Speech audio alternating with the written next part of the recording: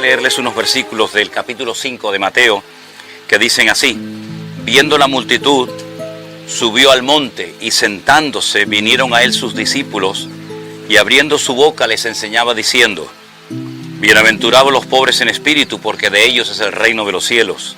Bienaventurados los que lloran, porque ellos recibirán consolación. Bienaventurados los mansos, porque ellos recibirán la tierra por heredad. Bienaventurados los que tienen hambre y sed de justicia, porque ellos serán saciados. Bienaventurados los misericordiosos, porque ellos alcanzarán misericordia. Bienaventurados los de limpio corazón, porque ellos verán a Dios. Bienaventurados los pacificadores, porque ellos serán llamados hijos de Dios. Bienaventurados los que padecen persecución por causa de la justicia, porque de ellos es el reino de los cielos. Bienaventurados sois cuando por mi causa os vituperen y os persigan y digan toda clase de mal contra vosotros mintiendo. Gozaos y alegraos, porque vuestro galardón es grande en los cielos, porque así persiguieron a los profetas que fueron antes de vosotros. Todas esas palabras el Señor Jesucristo las pronunció desde aquí.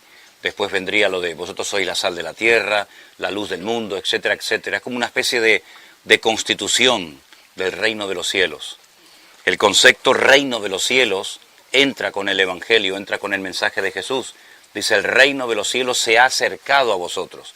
Es una de las primeras palabras del Señor Jesucristo. Ahora, en cuanto al tema de las bienaventuranzas, me gustaría comentarles que en la Biblia no tenemos prácticamente una descripción física del Señor Jesucristo. Cada uno se lo imagina de una forma diferente, ¿no?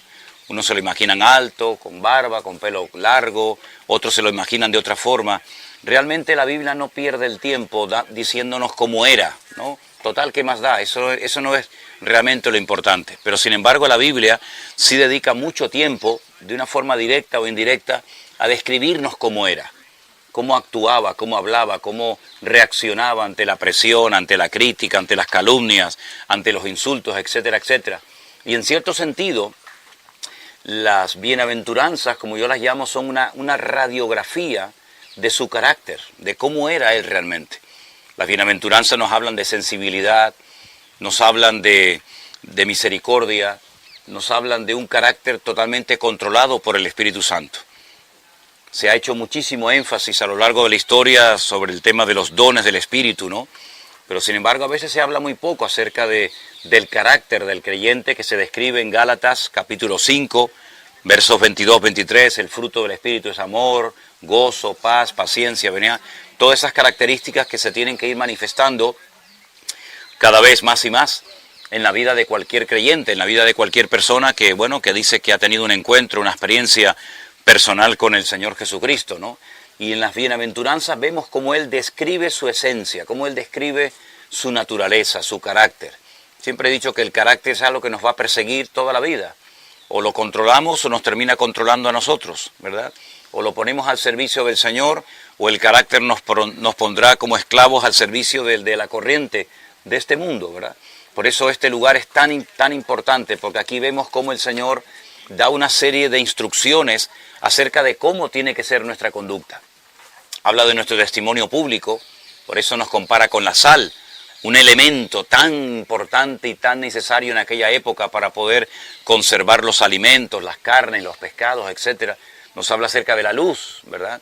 Dice que nadie enciende una luz y la pone debajo de un almud, sino que la pone encima para que alumbre a todos los que están en la casa. Nos habla del perdón, nos habla de la oración. Bueno, ahí aparece también el famoso Padre Nuestro, ¿no?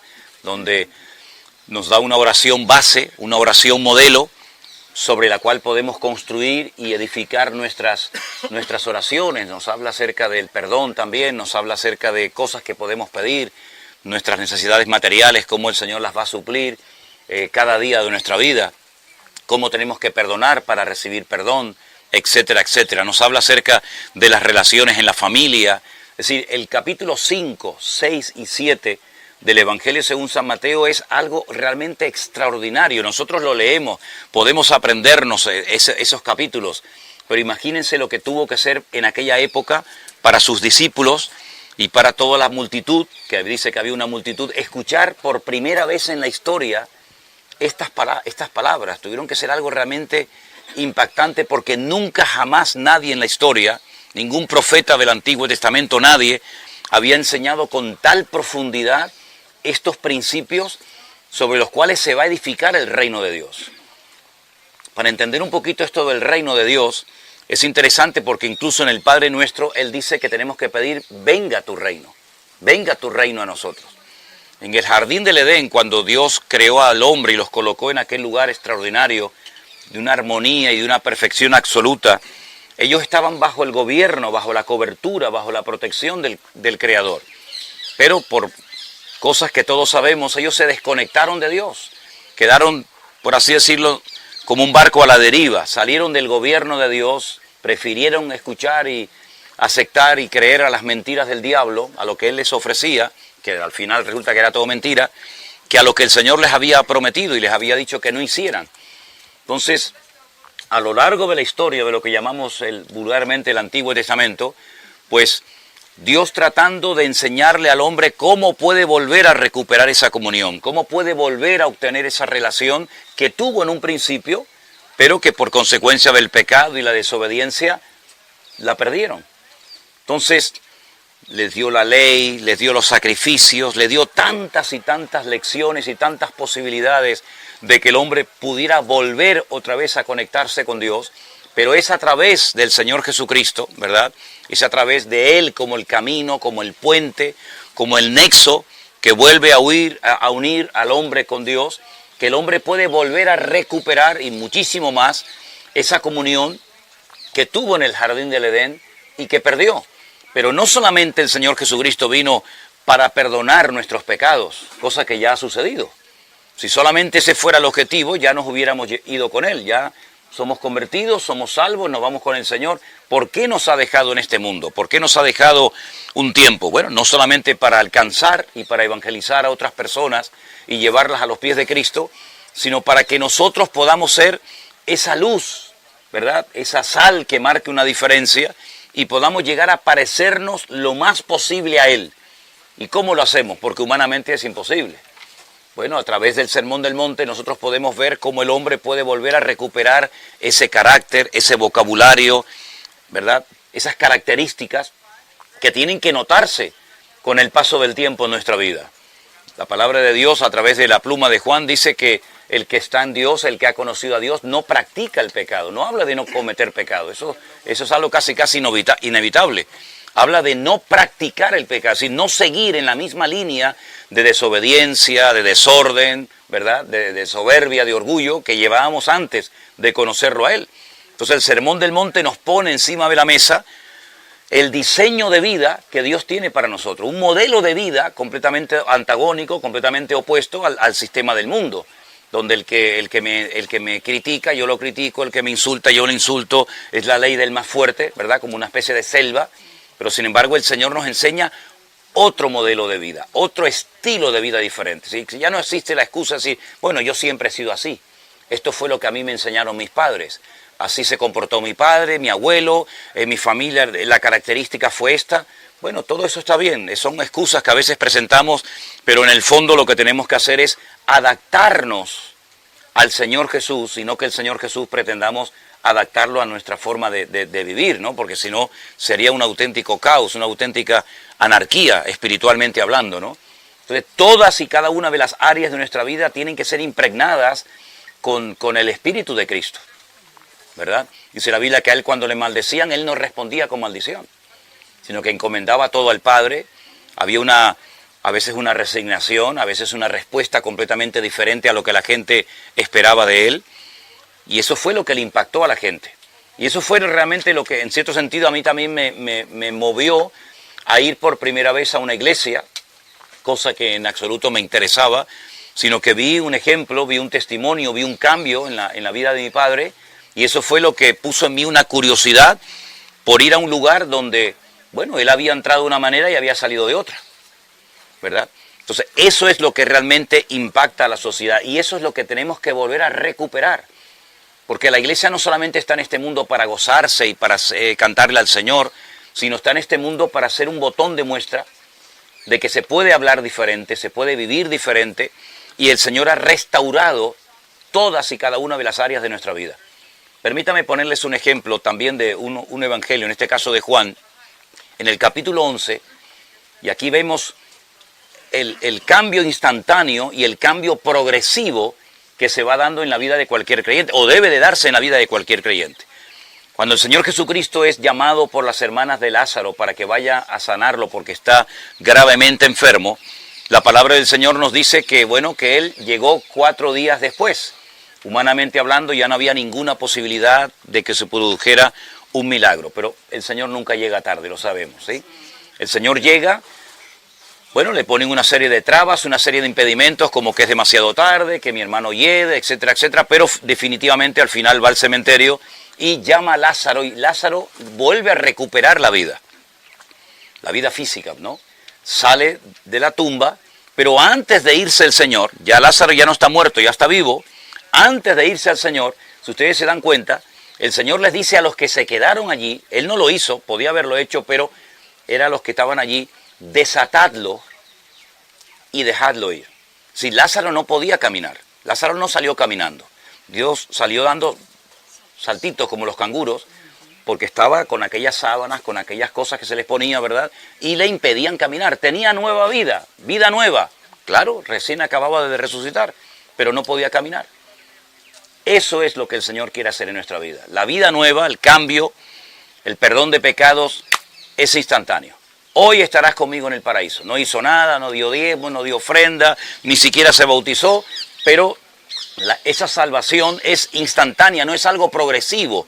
No es que Dios me perdone unos pecados hoy, vente la semana que viene y hablamos y te perdono otros cuantos, y así poco a poco.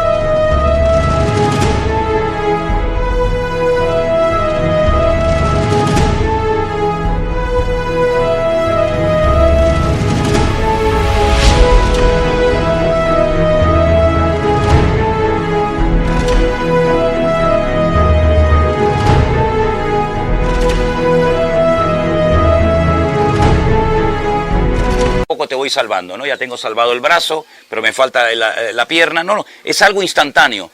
Pero el cambio es progresivo y nos lleva toda la vida.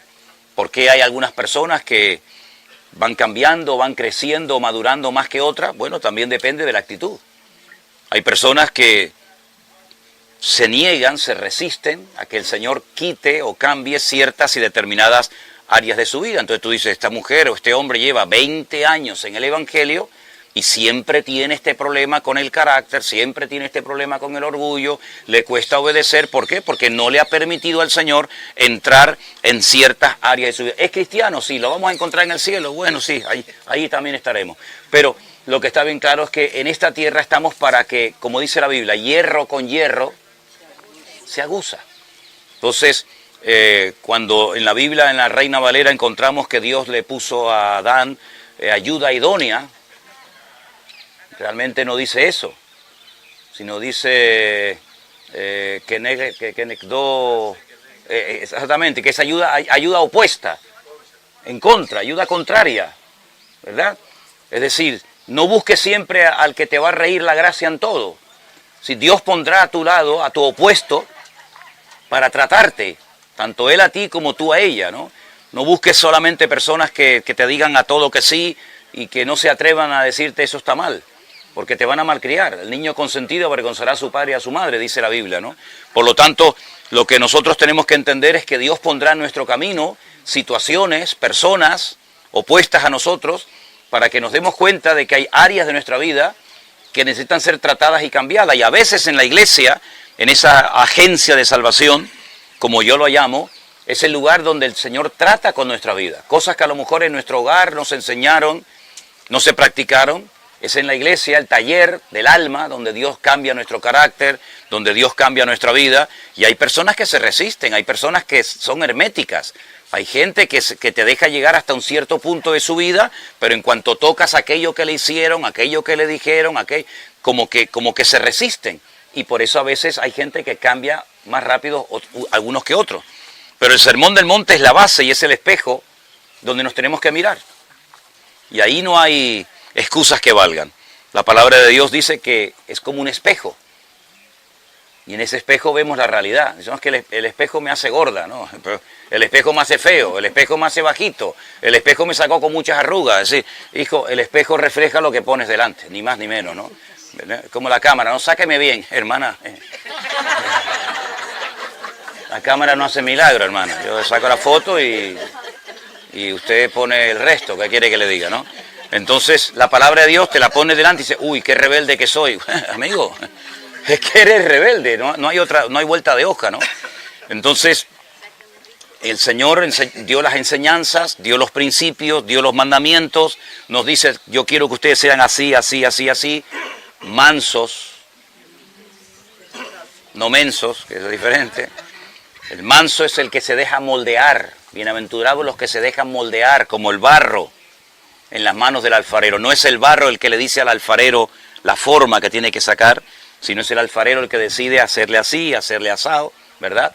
Ok, entonces en el sentido espiritual pasa lo mismo. Es el Señor el que le tiene que dar forma a nuestra vida. Y hay un modelo, ese modelo es Cristo.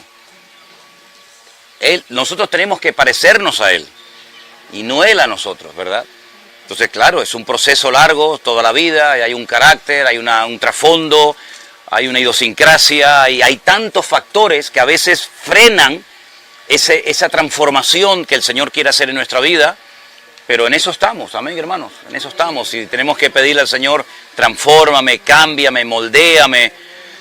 Y bueno, esto es el proceso que el Señor lleva durante toda nuestra vida. Bienaventurados los de limpio corazón, los que no tienen su corazón dividido, ¿verdad? Los que saben lo que quieren, que tienen puesta su mirada y su confianza en el Señor. Bienaventurados los misericordiosos, ¿sí? Los que tratan a los demás como el Señor nos trató a nosotros. ¿Qué es misericordia? Tratar a los demás, ¿verdad? Como nos trató el Señor a nosotros, mucho mejor de lo que nos merecíamos, evidentemente.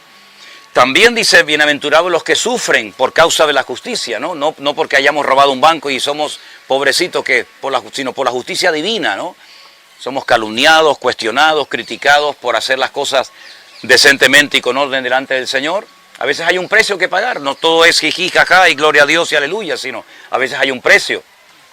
El Evangelio no solamente es reír y gozar, a veces llorar también, ¿eh? Y por eso dice, bienaventurados los que lloran.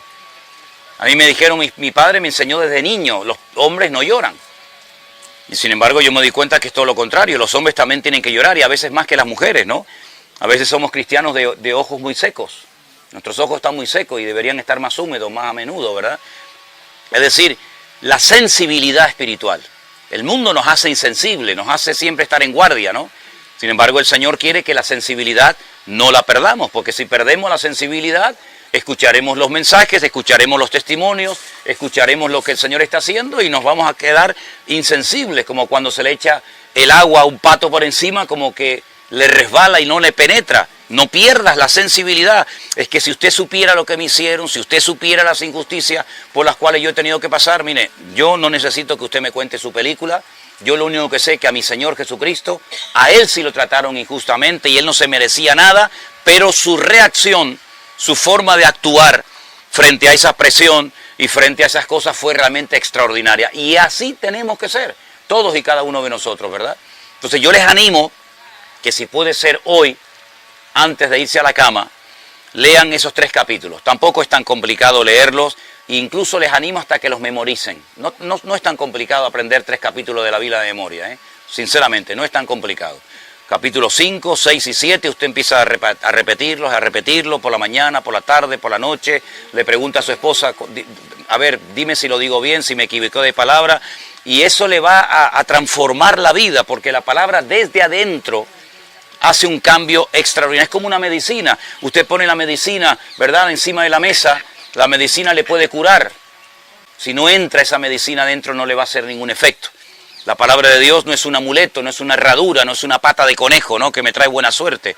Es un objeto decorativo en la estantería, sino yo meto la palabra de Dios en mi interior y desde adentro el Señor me transforma, el Señor comienza a hacer cambios en mi vida y la gente dice, ¿qué le han hecho a este hombre? ¿Qué le han hecho a esta mujer? Bueno, no es lo que le han hecho, es lo que el Señor está haciendo en su vida. Y cuando dejamos que el Señor opere en nuestra vida, pues por eso Pablo decía a los filipenses, no estoy persuadido de esto, que el que comenzó en vosotros la buena obra la perfeccionará. La obra ya comenzó, pero hay que perfeccionarla, hasta el día de Jesucristo. Le preguntaron una vez al famoso artista, pintor, escultor Miguel Ángel, el italiano, ¿no? Le dijeron, ¿cómo es posible que tú seas capaz de hacer una figura tan extraordinaria, ¿no?, como la Piedad o el David, etcétera? ¿Cómo lo haces? Dice, bueno, yo veo la piedra y ya veo lo que hay dentro de la piedra. Lo único que tengo que hacer es quitarle lo que sobra. Así de fácil, ¿no? El Señor sabe lo que nos sobra. No resistas al Señor.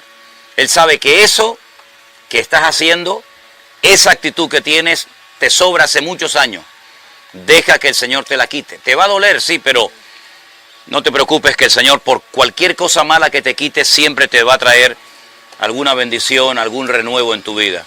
Así que, hermanos, esto es lo que yo les quería compartir en esta mañana. El Sermón del Monte es un mensaje extraordinario. Curioso que al pueblo de Israel desde una montaña también le dio mandamientos, instrucciones, principios, estatutos, la famosa Torá o la ley, y desde un monte el Señor Jesucristo extiende esa enseñanza, ¿verdad? Pero no solamente nos da enseñanzas, sino que nos dice cómo alcanzar esos objetivos. Porque yo te puedo decir, no hagas esto, no hagas lo otro, haz aquí, haz allá, pero ¿de dónde saco esa fuerza interior para poder cumplir la palabra? Bueno, ahora tenemos una gran ventaja. Y ahora que su mismo espíritu, escuchen esto es algo tremendo. Dice, y si el espíritu de aquel que levantó a Cristo de los muertos mora en vosotros, también vivificará vuestros cuerpos mortales por su espíritu que os fue dado. El mismo espíritu que moraba en la persona de Jesús, ahora lo ha enviado a nuestros corazones para que esa fuerza, ese poder, esa capacidad que humanamente hablando no tenemos ni tendremos nunca, ¿verdad?,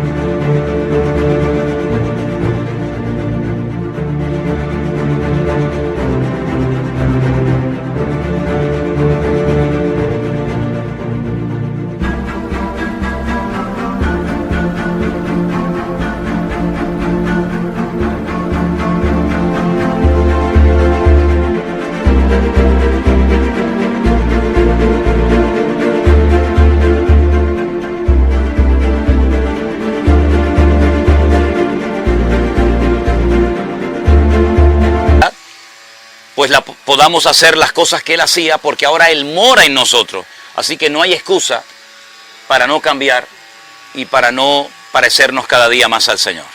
Oramos en esta mañana, ¿les parece, hermanos? Gloria a Dios. Gracias, Jesús. Denle gracias al Señor por esta mañana, por este privilegio de poder estar aquí.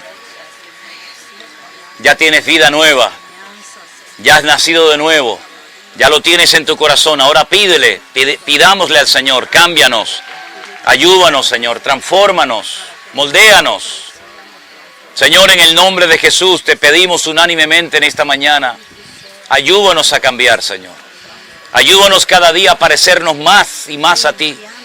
Arranca, quita definitivamente de nuestras vidas lo que no te agrade, lo que no te dé honra y gloria, lo que te deje en mal lugar, Señor, límpianos.